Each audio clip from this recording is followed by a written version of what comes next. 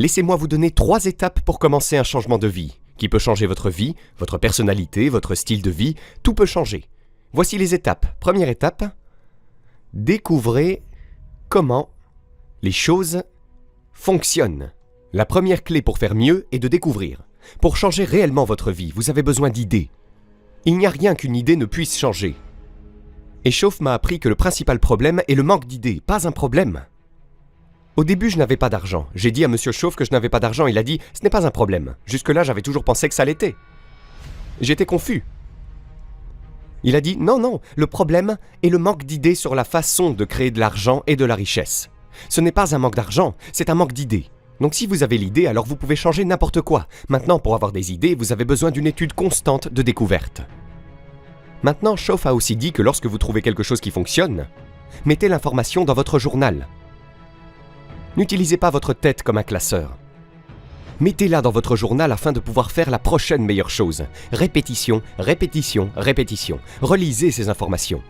Et si vous répétez encore et encore, vous verrez qu'un jour ou l'autre, un jour mystérieux, l'idée prendra racine, commencera à grandir et se manifestera dans votre compte en banque, dans vos vêtements, dans votre personnalité et dans votre style de vie.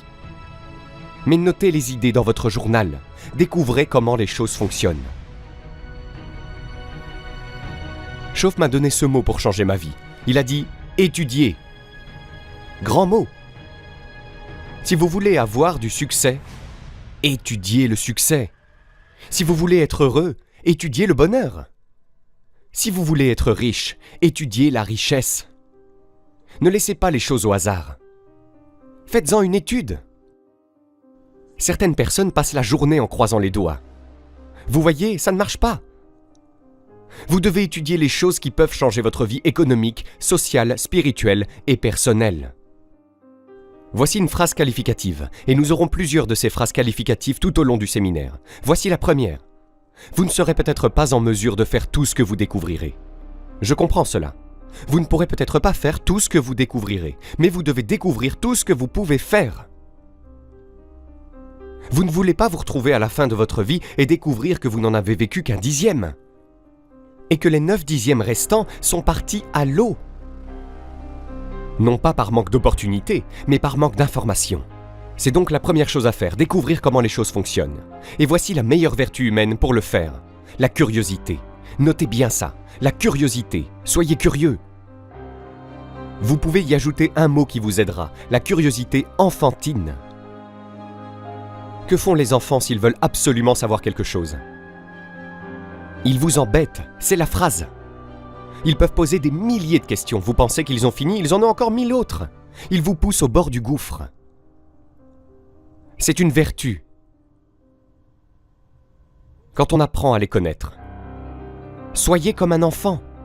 En fait, Jésus, le maître de l'enseignement, a dit « Si vous ne devenez pas comme des petits-enfants, autant oublier que vous n'avez pas de prière. » Excellent conseil. Il faut que vous soyez comme des enfants. 4 façons, à mon avis, d'être comme un enfant. Le numéro 1 est la curiosité, le numéro 2 est l'excitation. S'exciter comme un enfant sur votre capacité à faire n'importe quoi pour changer. Le 3e est la foi. Ayez la foi comme un enfant. Les adultes sont trop sceptiques. Et le 4e point est la confiance. La confiance est une vertu enfantine, mais les récompenses sont incroyables. Maintenant, voici la 2e étape du développement personnel. Ok, la première étape était de découvrir comment les choses fonctionnent. Voici le numéro 2, se mettre au travail. Vous devez maintenant agir en fonction de ce que vous avez découvert. Dans le monde des affaires, on appelle ça un plan de match. Élaborez votre plan de match. C'est l'une des principales choses que nous enseignons dans les séminaires du week-end, les plans de match. Comment organiser votre bureau? Si vous êtes dans la vente, vous avez besoin d'un plan de match. Les enfants ont besoin d'un plan de match. Vous avez besoin d'un plan de match à la maison, d'un plan de match social, d'un plan de match commercial. Tout le monde a besoin de plan de match. Plan de match pour l'indépendance financière, plan de match pour vos investissements. Ne pensez pas dans votre tête, mettez les idées sur papier. N'agissez pas par la pensée, mais par le papier. Je demande souvent à quelqu'un, que vas-tu faire pendant les 6 prochains mois? Et il commence à me parler juste. Je dis non, ne me le dis pas, montre-moi. Montrez-moi votre plan de match pour les 6 prochains mois. Ensuite, je peux regarder les choses et peut-être que je peux aider. Mais vous devez opérer à partir du papier. Mettez les idées sur un plan de match et prenez des mesures sur ce que vous avez découvert. Maintenant, voici le meilleur mot que je connaisse pour aller avec l'action. Massif. Vous voyez, ça va tout changer. L'action massive est appelée la panacée. Si vous voulez passer des appels, faites-en quelques milliers. Si vous voulez prendre des contacts, faites-en quelques milliers. Si vous voulez frapper aux portes, frappez-en quelques milliers. Tu vois, ça va tout changer. Voici le langage des pauvres. Je vais essayer une fois ou deux et voir ce qui se passe. C'est la façon de parler des pauvres.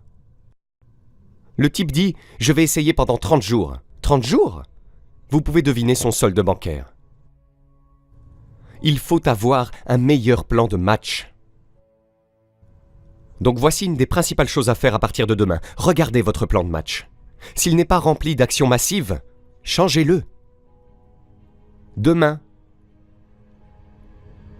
action. La formule fonctionne vraiment comme suit. Prenez une bonne idée, passez à l'action. Prenez 2 bonnes idées, passez à l'action. C'est la formule pour le sexe, je veux dire pour le succès. Action massive. C'est une bonne chose que nous puissions éditer tout ça, n'est-ce pas ? La formule du succès, agir massivement sur une bonne idée. Pas vrai ? C'est le ratio. Maintenant, voici la clé. N'attendez pas d'avoir appris 2 ou 3 000 choses. Parce que de cette façon, vous utiliserez tout votre temps. Et vous pourriez vous retrouver intelligent et fauché. Et c'est normal d'être bête et fauché. Mais si un gars est intelligent et fauché, c'est pitoyable. Ne laissez pas votre apprentissage mener à la connaissance. Vous deviendrez un idiot. Laissez votre apprentissage mener à l'action. Vous pourrez devenir riche. Et il y a plusieurs types de richesse. Je le comprends. Pas seulement l'argent. L'argent est l'une des plus petites valeurs. Je connais des gens qui ont beaucoup d'argent, mais qui sont très pauvres. Evita chante « Quant à la fortune et à la célébrité, ce sont des illusions. Elles ne sont pas les solutions qu'elles ont promises. » Donc il y a toutes sortes de richesses. Mais pour qu'une grosse part vienne à vous, vous devez avoir un plan d'action lourd. Maintenant, voici la 3e étape du développement personnel, et nous allons conclure le développement personnel. L'étape numéro 3, c'est juste une petite mise en garde, et tout au long de la vie, nous avons besoin de petites mises en garde. Celle-ci dit simplement « N'essayez pas de combattre le système. » Découvrez comment il fonctionne, travaillez-le, mais n'essayez pas de le combattre. Certaines personnes en apprennent juste assez pour commencer à le découper, à le nuancer, à l'amincir, à prendre des raccourcis et à chercher des réponses bon marché. Ne tombez pas dans le panneau, vous finirez par avoir une vie bon marché. Découvrez comment ça marche le mieux et faites-le de cette façon. Même si cela semble prendre un peu plus de temps, faites-le bien. Ne faites pas de compromis avec le bien. Sous cette étape, voici une autre clé. Apprendre vite. Ne laissez pas les gens mettre du temps à vous apprendre. Apprenez plus vite. Un type a dit qu'il s'était cassé le nez 7 fois au même endroit. Quelqu'un dit « On dirait que tu ne devrais pas aller à cet endroit. » Apprenez plus vite. Le 3e point, c'est qu'il ne faut pas être têtu. Vous voyez, certaines personnes ne changeront pas même si une meilleure voie se présente. Ils disent « Eh bien, je le fais de cette façon depuis 30 ans, et soyez prêts à changer si c'est une meilleure façon. Allez-y.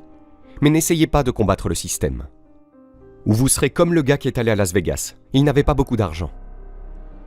Alors il ne voulait pas risquer son argent en jouant, mais il arrive à Las Vegas et les cloches du jackpot sonnent. L'argent coule à flot.